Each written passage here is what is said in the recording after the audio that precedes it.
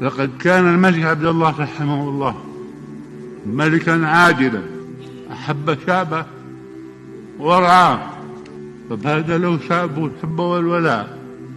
ولعل لقب الملك الصالح الذي عرف به